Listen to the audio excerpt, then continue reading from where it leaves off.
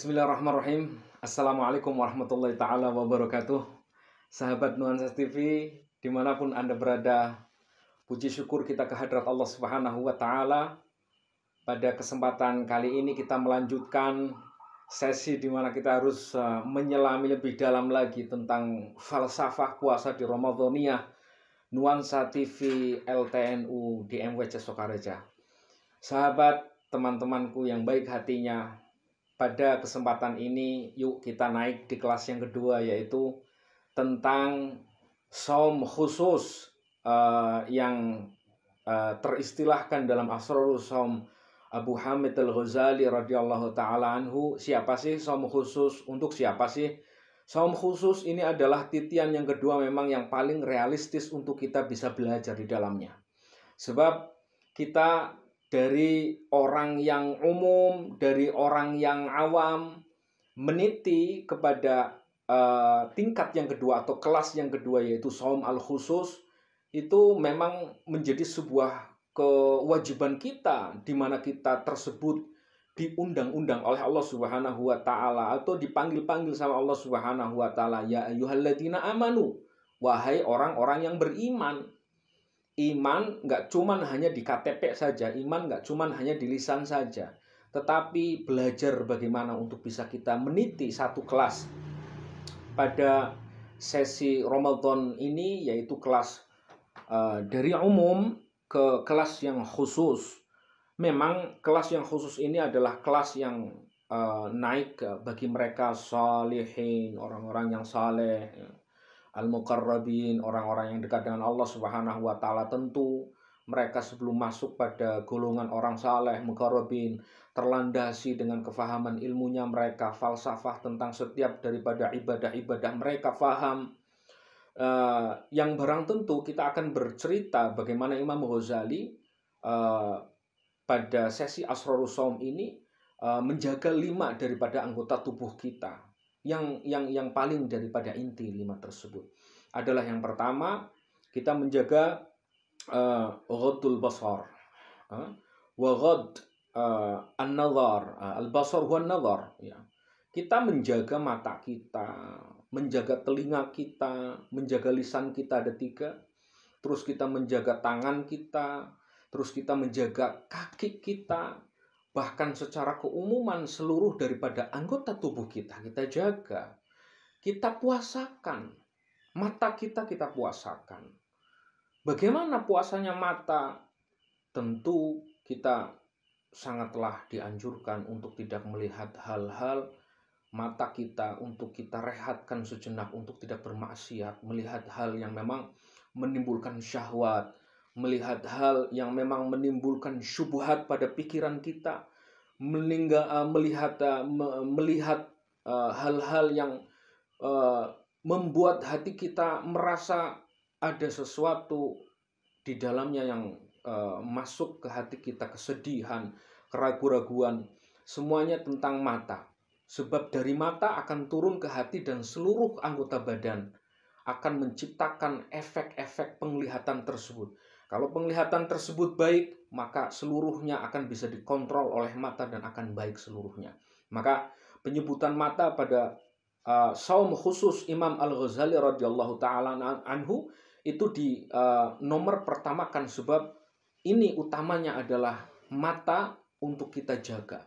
Setelah mata bisa kita untuk jaga, kita mengkondisikan bagaimana kita harus menjaga al-izgha, yaitu al-istima'. Jawarih yang berikutnya adalah tentang telinga kita. Ada telinga kita harus kita jaga daripada mendengarkan hal-hal yang memang dilarang oleh Allah Subhanahu wa taala.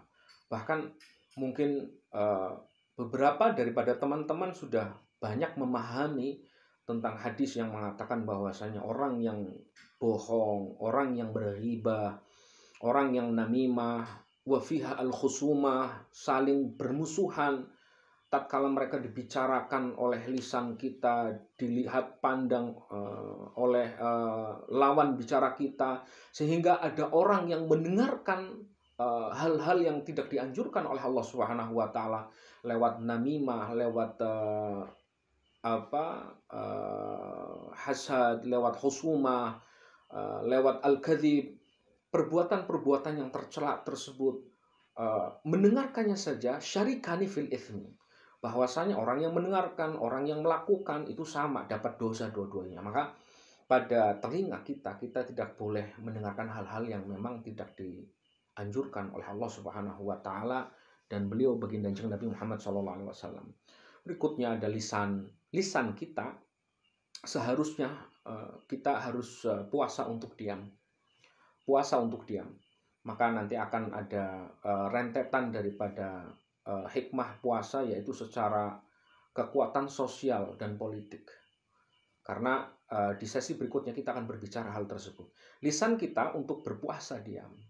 Kalau misalkan perempuan mungkin dalam hal ini adalah yang sering tersebut dengan kromosom XX gitu begitu nih. Dia akan mengeluarkan dalam satu harinya lebih daripada 2.500 kata setiap harinya. Karena yang susah untuk bisa dihindari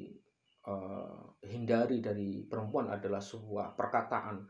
Kalau sudah dia kumpul dengan teman-temannya, entah di pasarnya, entah di tempat belanjanya, atau tempat rumahnya, dia akan bercerita apapun. Gitu.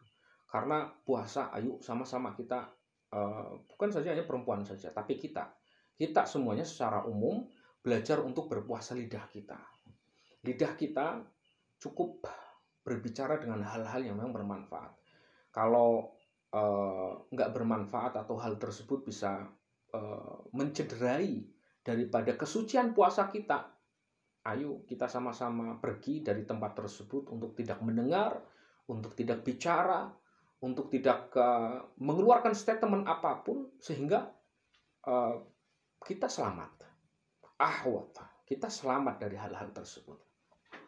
Sahabat Nuansa TV dimanapun Anda berada, maka yang berikutnya adalah tangan kita. Tangan kita begitu juga. Tangan kita harus dipuasakan dari hal-hal yang memang Allah tidak meridhoinya, Rasul tidak menganjurkannya. Tangan kita laksanakan dengan sebuah penebaran kemanfaatan pada sesi puasa yang seperti ini. Dalam hal ini ada banyak sekali sunnah-sunnah daripada puasa. Al-jud wal karam fi Ramadan, sebuah sifat kedermawaan kita pada bulan Ramadan, untuk kita saling bisa berbagi kepada sesama, atau kita saling menebarkan sebuah kemanfaatan dari tangan-tangan kita untuk bisa kita sampaikan kepada mereka yang membutuhkan. Teman-teman dimanapun Anda berada, tetap selalu kita menjaga puasa kita. Yang berikutnya adalah tentang kaki kita. Kaki kita mau kemana kalau kita lagi puasa? Puasa pada sesi shaumul khusus adalah di mana harus ada bekas. Bagaimana caranya? Sunnah daripada puasa tersebut banyak memang. Salah satunya adalah mudarasatul Quran. Mudarasatul Quran sudah banyak dibicarakan sama kiai-kiai kita, habaib-habaib kita, bunyai ningkus kita, semuanya sudah berbicara banyak.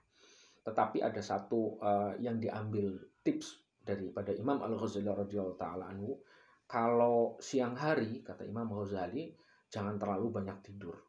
Walaupun tidur itu adalah ibadah, tapi tidur yang semestinya tidur. Kalau misalkan tidur nerjang sholat kamu, nerjang baca Quran kamu, artinya kamu berlebihan pada tidur siang hari, bisa juga menimbulkan sebuah yang tidak dianjurkan oleh Allah dan Nabi Muhammad SAW. Makanya siang hari kita harus bisa merasakan lapar, bisa merasakan haus. Karena lapar dan haus tersebut, kata Imam Al-Ghazali radhiyallahu ta'ala anhu, akan mempunyai membekas di dalam hati kita. Kita mempunyai sisi kelemahan pada diri kita, sehingga bekas tersebut akan yusofi, mensucikan, menjernihkan pandangan hati kita, untuk kita lebih bisa mengoreksi diri kita, untuk kita bisa merasa sebuah kebersamaan dan kesamaan dengan orang-orang di bawah daripada kita. Teman-teman Nuansa TV, LTNU dimanapun Anda berada, pada kesempatan hari ini mungkin cuman hanya daripada saum khusus, tetapi ini adalah kita belajar realita yang dimana kita harus naik kelasnya, yaitu kelas saum al khusus. Cukup sekian dari saya. Terima kasih sudah bisa mengikuti kajian saya dimanapun Anda berada. Assalamualaikum warahmatullahi taala wabarakatuh.